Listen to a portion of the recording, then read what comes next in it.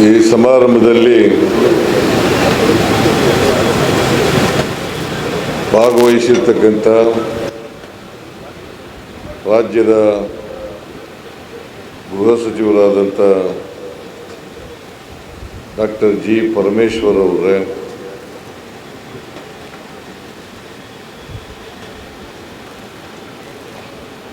ಗೃಹ ಇಲಾಖೆಯ ಅಪರ ಮುಖ್ಯ ಕಾರ್ಯದರ್ಶಿಗಳಾದಂಥ ಶ್ರೀ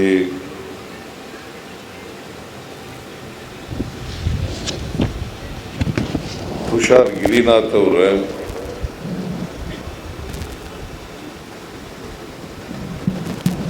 ಪೊಲೀಸ್ ಇಲಾಖೆಯ ಮುಖ್ಯಸ್ಥರು, ಮಹಾನಿರ್ದೇಶಕರಾದಂಥ ಶ್ರೀ ಸಲೀಂ ಅವರೇ,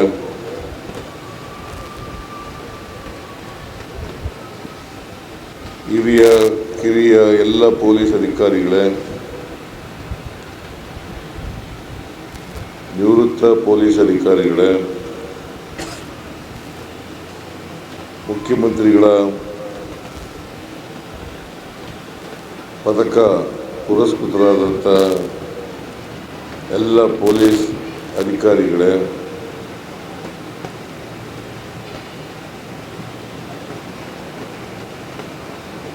ಪೊಲೀಸ್ ಅಧಿಕಾರಿಗಳ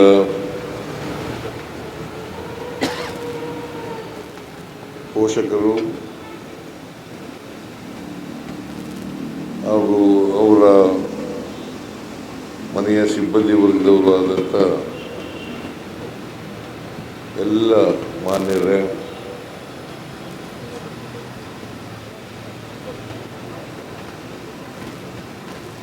ಇಲ್ಲಿ ಭಾಗವಹಿಸಿರ್ತಕ್ಕಂಥ ಪೊಲೀಸ್ ಸಿಬ್ಬಂದಿ ವರ್ಗದವರೇ, ಮಾಧ್ಯಮದ ಸ್ನೇಹಿತರೆ,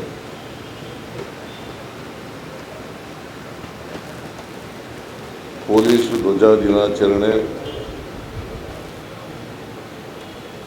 2026 ಅದರ ಜೊತೆಯಲ್ಲೇ ಮುಖ್ಯಮಂತ್ರಿಗಳ ಪದಕ ಪ್ರದಾನ ಸಮಾರಂಭದಲ್ಲಿ ಅತ್ಯಂತ ಸಂತೋಷದಿಂದ ಭಾಗಿಯಾಗಿದ್ದೇನೆ ಅಂತ ಹೇಳಲಿಕ್ಕೆ ಬಹಳ ಸಂತೋಷ ಆಗ್ತಾ ಇದೆ.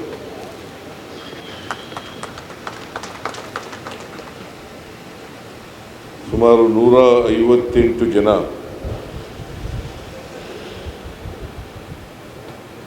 ಮುಖ್ಯಮಂತ್ರಿಗಳ ಪದಕ ಪುರಸ್ಕೃತರು.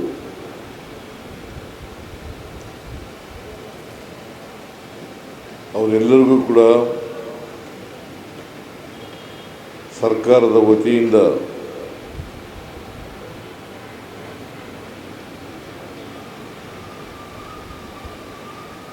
ಅವರಿಗೆ ಅಭಿನಂದನೆಗಳನ್ನು ಸಲ್ಲಿಸಲಿಕ್ಕೆ ಬಯಸ್ತಾ ಇದ್ದೇನೆ.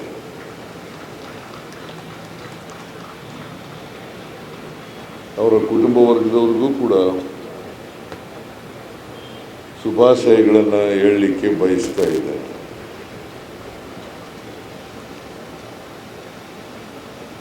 ಏಪ್ರಿಲ್ 2 ಪ್ರತಿ ವರ್ಷ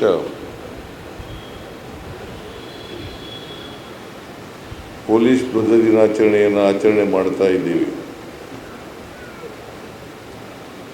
1965ನೇ ಇಸ್ವಿಯಿಂದ ಇವತ್ತಿನವರೆಗೆ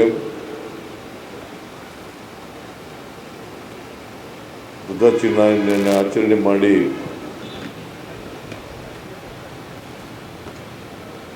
ಪೊಲೀಸ್ನವರು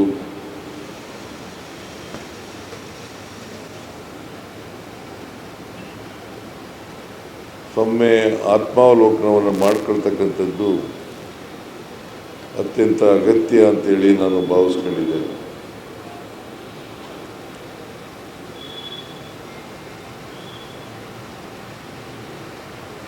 ಪೊಲೀಸ್ ಇಲಾಖೆಯ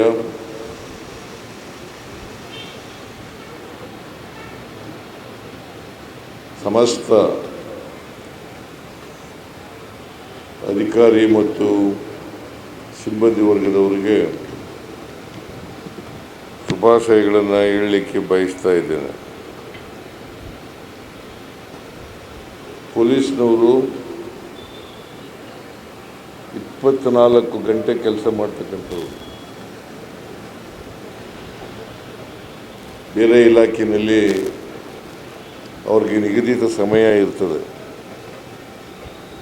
ಆದರೆ ಪೊಲೀಸ್ನವರಿಗೆ ನಿಗದಿತ ಸಮಯ ಇರಲ್ಲ. ಅವರು 24 ಗಂಟೆ ಕೆಲಸ ಮಾಡೋದ್ರ ಜೊತೆಗೆ ಹಬ್ಬ ಹರಿದಿನಗಳಲ್ಲೂ ಕೂಡ ಕೆಲಸ ಮಾಡಬೇಕು. ಯಾಕಂತಂದರೆ ಸಮಾಜದಲ್ಲಿ ನೆಮ್ಮದಿ, ಶಾಂತಿ, ಸೌಹಾರ್ದತೆಯನ್ನು ಕಾಪಾಡ್ತಕ್ಕಂಥದ್ದು ಅತ್ಯಂತ ಅವಶ್ಯ. ಇದು ಪೊಲೀಸ್ ಇಲಾಖೆಯ ಜವಾಬ್ದಾರಿ ಅಂತಕ್ಕಂಥ ಮಾತುಗಳನ್ನು ಈ ಸಂದರ್ಭದಲ್ಲಿ ಹೇಳಲಿಕ್ಕೆ ಬಯಸ್ತಾ ಇದ್ದೇನೆ. ಸಮಾಜದಲ್ಲಿ ಮಹಿಳೆಯರು, ಅಶಕ್ತರು, ಮಕ್ಕಳು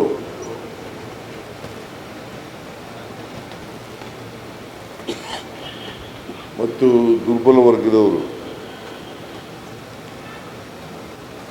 ಇವರಿಗೆ ರಕ್ಷಣೆಯನ್ನು ಕೊಡಬೇಕು ಅಂತಕ್ಕಂಥದ್ದು ನಮ್ಮ ಸರ್ಕಾರದ ಆಶಯ. ಪೊಲೀಸ್ನವರು ಈ ಕೆಲಸ ಮಾಡಬೇಕಾಗ್ತದೆ. ಯಾವ ರಾಜ್ಯದಲ್ಲಿ ಅಥವಾ ದೇಶದಲ್ಲಿ ಕಾನೂನಿನ ಸುವ್ಯವಸ್ಥೆ ಇರ್ತದೆ, ಆ ರಾಜ್ಯ ಅಭಿವೃದ್ಧಿ ಆಗಲಿಕ್ಕೆ ಸಾಧ್ಯ ಆಗ್ತದೆ. ಆ ರಾಜ್ಯಕ್ಕೆ ಬಂಡವಾಳ ಹೂಡಿಕೆಯೂ ಕೂಡ ಹೆಚ್ಚಾಗ್ತದೆ, ನಿರುದ್ಯೋಗದ ಸಮಸ್ಯೆನೂ ಬಗೆಹರಿತದೆ, ರಾಜ್ಯದ GDP ಬೆಳವಣಿಗೆ ಕೂಡ ಜಾಸ್ತಿ ಆಗ್ತದೆ ಅಂತಕ್ಕಂಥ ಮಾತುಗಳನ್ನು ಈ ಸಂದರ್ಭದಲ್ಲಿ ಹೇಳಲಿಕ್ಕೆ ಬಯಸ್ತಾ ಇದ್ದೇನೆ. ಅದಕ್ಕೋಸ್ಕರ ರಾಜ್ಯ ಅಭಿವೃದ್ಧಿ ಕಡೆ ಹೆಚ್ಚು ಗಮನವನ್ನು ಕೊಡಬೇಕು. ಅದರ ಜೊತೆಗೆ ಸಮಾಜದಲ್ಲಿ ಶಾಂತಿ, ನೆಮ್ಮದಿ, ಸೌಹಾರ್ದತೆ ಇರ್ತಕ್ಕಂಥದ್ದನ್ನು ಕೂಡ ಕಾಯ್ಕೊಳ್ತಕ್ಕಂಥ ಕೆಲಸವನ್ನು ಮಾಡಲೇಬೇಕು ಅಂತಕ್ಕಂಥ ಮಾತುಗಳನ್ನು ಈ ಸಂದರ್ಭದಲ್ಲಿ ನಾನು ಹೇಳಲಿಕ್ಕೆ ಬಯಸ್ತಾ ಇದ್ದೇನೆ. ನಾವು ಕಳೆದ 3 ವರ್ಷಗಳಲ್ಲಿ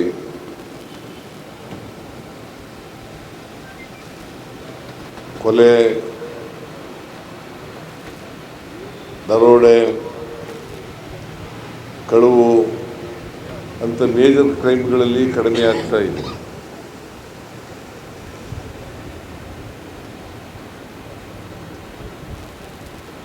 ಎರಡು 2024ರಲ್ಲಿ 10.75 ಇದ್ದದ್ದು ಈಗ 21ಕ್ಕಿಂತ ಕಡಿಮೆ ಆಗಿದೆ. ಅದು ಒಂದು ಕಡೆ. ಇದಕ್ಕೆ ಪೊಲೀಸ್ನವರ ಶ್ರಮ ಭಾಳ ಮುಖ್ಯ ಅಂತಕ್ಕಂಥ ಮಾತುಗಳನ್ನು ಅರ್ಥ ಮಾಡ್ಕೊಂಡು ನಾನು ಎಲ್ಲ ಪೊಲೀಸ್ನವರಿಗೆ ಅಭಿನಂದನೆಗಳನ್ನು ಸರ್ಕಾರದ ಪರವಾಗಿ ತಿಳಿಸಲಿಕ್ಕೆ ಬಯಸ್ತಾ ಇದ್ದೇನೆ. ಆದರೆ ಕೆಲವು ಅಪರಾಧಗಳಲ್ಲಿ ನಾವು ರಾಷ್ಟ್ರೀಯ ಸರಾಸರಿಗಿಂತ ಮೇಲೆ ಇದ್ದೇವೆ ಅಂತಕ್ಕಂಥದ್ದನ್ನು ಕೂಡ ನಾವು ಮರೀಲಿಕ್ಕೆ ಸಾಧ್ಯ ಇಲ್ಲ. ಈಗ ಸೈಬರ್ ಕ್ರೈಮ್ಗಳು ಮತ್ತು ಮಾದಕ ದ್ರವ್ಯಗಳು, ಈ ಅಪರಾಧಗಳಲ್ಲಿ ನಾವು ಮೇಲೆ ಇದ್ದೀವಿ. ಕನ್ವಿಕ್ಷನ್ ರೇಟು ಕೂಡ ಕಡಿಮೆ ಇದೆ.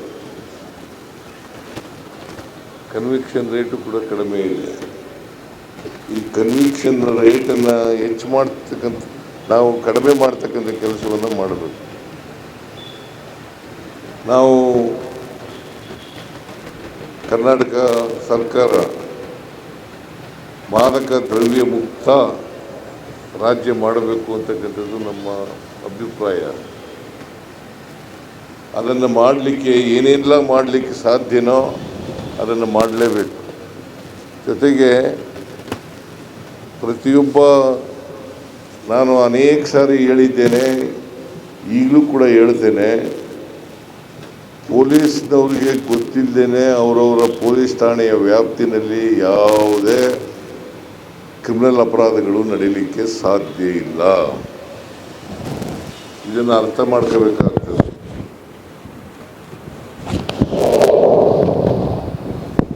ಅದರಿಂದ ಇನ್ಸ್ಪೆಕ್ಟರ್ಗಳು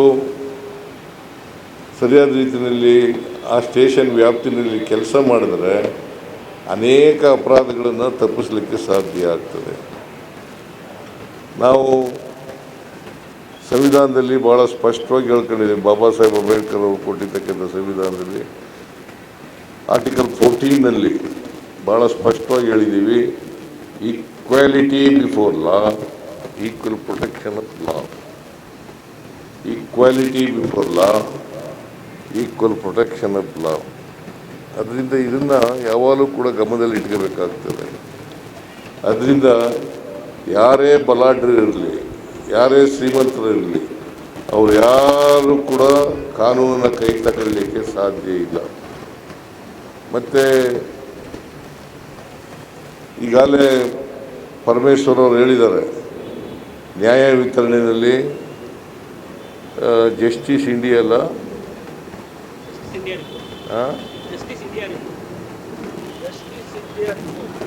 ಜಸ್ಟಿಸ್ ಇಂಡಿಯಾ ರಿಪೋರ್ಟು, ಅದರ ಪ್ರಕಾರ ನ್ಯಾಯ ವಿತರಣೆಯಲ್ಲಿ ನಾವು ಮುಂದೆ ಇದ್ದೀವಿ. ಅದಕ್ಕೆ ಅಭಿನಂದನೆ ಹೇಳೋಣ.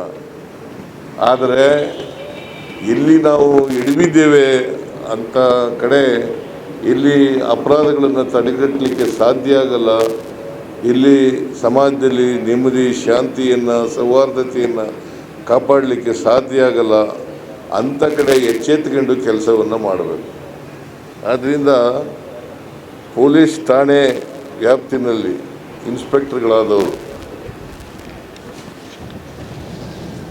ಅವರವರು ಪ್ರಾಮಾಣಿಕವಾಗಿ ಕೆಲಸವನ್ನು ಮಾಡಿದ್ರೆ ಬಹುಶಃ ಅನೇಕ ಅಪರಾಧಗಳನ್ನು ತಡೆಗಟ್ಟಲಿಕ್ಕೆ ಸಾಧ್ಯ ಆಗ್ತದೆ. ಜೊತೆಗೆ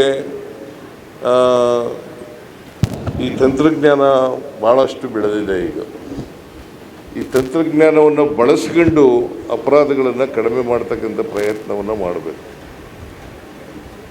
ಅನೇಕ ಪೊಲೀಸ್ನವರು ತಂತ್ರಜ್ಞಾನವನ್ನು ಬಳಸ್ಕೊಳ್ಳಲಿಕ್ಕೆ ಹಿಂದೆ ಬಿದ್ದಿದ್ದಾರೆ ಅಂತಕ್ಕಂಥ ಮಾತುಗಳನ್ನು ಈ ಸಂದರ್ಭದಲ್ಲಿ ಹೇಳದೆ ವಿಧಿ ಇಲ್ಲ ಅಂತಕ್ಕಂಥ ಮಾತುಗಳನ್ನು ನಮಗೆ ತಿಳಿಸಲಿಕ್ಕೆ ಬಯಸ್ತಾ ಇದ್ದೇನೆ. ಅದರಿಂದ ತಂತ್ರಜ್ಞಾನವನ್ನು ಬಳಸಿ ಪೊಲೀಸ್ನವರು ಅಪರಾಧಗಳನ್ನು ಕಡಿಮೆ ಮಾಡ್ತಕ್ಕಂಥ, ವಿಶೇಷವಾಗಿ ಸೈಬರ್ ಕ್ರೈಮು ಮತ್ತು ಮಾದಕ ದ್ರವ್ಯಗಳು, ಇದರಿಂದ ನಮ್ಮ ಸಮಾಜದಲ್ಲಿ ಮುಂದಿನ ಭವಿಷ್ಯ ಅಂತ ಹೇಳ್ತೀವಿ ನಾವು ಯುವಕರನ್ನು. ಆ ಮುಂದಿನ ಭವಿಷ್ಯ ನಿರ್ಮಾಣ ಮಾಡ್ತಕ್ಕಂಥವರು ಅವರ ಜೀವನವನ್ನು ಹಾಳು ಮಾಡ್ಕೊಳ್ತಕ್ಕಂಥ ಕೆಲಸವನ್ನು ಮಾಡ್ತಾ ಇದ್ದಾರೆ. ಅದನ್ನು ತಪ್ಪಿಸ್ತಕ್ಕಂಥದ್ದು ಅತ್ಯಂತ ಅವಶ್ಯ ಅಂತಕ್ಕಂಥ ಮಾತುಗಳನ್ನು ಹೇಳಲಿಕ್ಕೆ ಬಯಸ್ತಾ ಇದ್ದೇನೆ. ಈಗಾಗಲೇ 2 ಸ್ಪೆಷಲ್ ಇದನ್ನು ರಚನೆ ಮಾಡಿದ್ದೀವಿ ನಾವು. ಎಂಥದ್ದು? ಸ್ಪೆಷಲ್ ಪಡೆಯನ್ನು, ಸ್ಪೆಷಲ್ ಆಕ್ಷನ್ ಫೋರ್ಸ್ 2 ಮಾಡಿದ್ದೀವಿ. ವಿಶೇಷವಾಗಿ ಇದನ್ನು ಮಾಡ್ತಕ್ಕಂಥದ್ದು ಯಾಕಪ್ಪ ಅಂತಂದರೆ, ಈ ಸೈಬರ್ ಕ್ರೈಮ್ಗಳು ಕಡಿಮೆ ಆಗಬೇಕು, ನಿಲ್ಲಬೇಕು. ಅದ್ರ ಜೊತೆಗೆ ಮಾದಕ ದ್ರವ್ಯ ಮುಕ್ತ ರಾಜ್ಯ ಆಗಬೇಕು ಅಂತಕ್ಕಂಥ ಪ್ರಯತ್ನವನ್ನು ಮಾಡ್ತಕ್ಕಂಥದ್ದು ಪೊಲೀಸ್ನವರು ಅತ್ಯಂತ ಅವಶ್ಯ ಅಂತಕ್ಕಂಥ ಮಾತುಗಳನ್ನು ಈ ಸಂದರ್ಭದಲ್ಲಿ ಹೇಳ್ತಾ, ಪೊಲೀಸ್ನವರು ಯಾರು ಕೂಡ ಈ ಪ್ರಯತ್ನವನ್ನು ಮಾಡದೆ ಹೋದರೆ ಅವ್ರ ಮೇಲೆ ಶಿಸ್ತಿನ ಕ್ರಮವನ್ನು ತಗೊಳ್ತಕ್ಕಂಥ ಕೆಲಸವನ್ನು ಮಾಡಬೇಕು. ಈಗ ನೀವು ಒಂದು ಮಾನ್ಯ ಗೃಹ ಸಚಿವರೇ, ಒಂದು ಎಲ್ಲಿ ಪೊಲೀಸ್ ಸ್ಟೇಷನ್ನಲ್ಲಿ ಅನೇಕ ಸಾರಿ ಹೇಳಿದ್ರೂ ಕೂಡ ಅಲ್ಲಿ ತಡೆಗಟ್ಟತಕ್ಕಂಥ ಪ್ರಯತ್ನವನ್ನು ಮಾಡಲ್ಲ. ಅಲ್ಲಿನ ಇನ್ಸ್ಪೆಕ್ಟ್ರು ಜವಾಬ್ದಾರರು ಅಂತಕ್ಕಂಥ ಮಾತುಗಳನ್ನು ಈ ಸಂದರ್ಭದಲ್ಲಿ ಹೇಳಬೇಕಾಗ್ತದೆ. ಅವರನ್ನು ಜವಾಬ್ದಾರರನ್ನಾಗಿ ಮಾಡಬೇಕು. ಭಾಳ ಜನ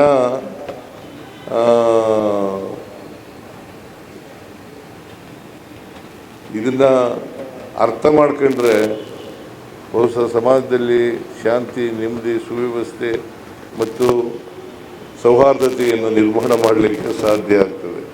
ಆ ಕೆಲಸವನ್ನು ಮಾಡಿ ಅಂತಕ್ಕಂಥ ಮಾತುಗಳನ್ನು ಹೇಳಲಿಕ್ಕೆ ಬಯಸ್ತಾ ಇದ್ದಾರೆ.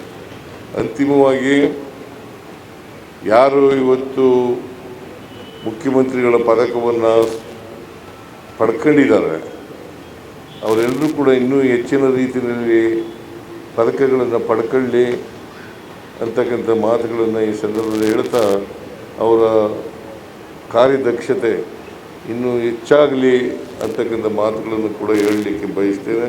ಜೊತೆಗೆ ಬೇರೆಯವರು ಕೂಡ ಬೇರೆ ಯಾರಿಗೆ ಪದಕ ಪಡ್ಕೊಂಡಿಲ್ಲ ಅವರು ಕೂಡ ಪದಕಗಳನ್ನು ಪಡ್ಕೊಳ್ತಕ್ಕಂಥ ಪ್ರಯತ್ನವನ್ನು ಮಾಡಲಿ, ಅವರಿಗೆ ಸ್ಫೂರ್ತಿ ಬರಲಿ ಅಂತಕ್ಕಂಥ ಮಾತುಗಳನ್ನು ಕೂಡ ಈ ಸಂದರ್ಭದಲ್ಲಿ ಹೇಳ್ತಾ ಮತ್ತೊಮ್ಮೆ ಯಾರ್ಯಾರು ಪದಕ ಪಡ್ಕೊಂಡಿದ್ದಾರೆ ಅವರೆಲ್ಲರಿಗೂ ಕೂಡ ಸರ್ಕಾರದ ವತಿಯಿಂದ ಅಭಿನಂದನೆಗಳನ್ನು ಹೇಳಿ ನನ್ನ ಮಾತುಗಳನ್ನು ಮುಗಿಸ್ತೇನೆ. ಜೈ ಹಿಂದ್, ಜೈ ಕರ್ನಾಟಕ, ಜೈ ಸಂವಿಧಾನ.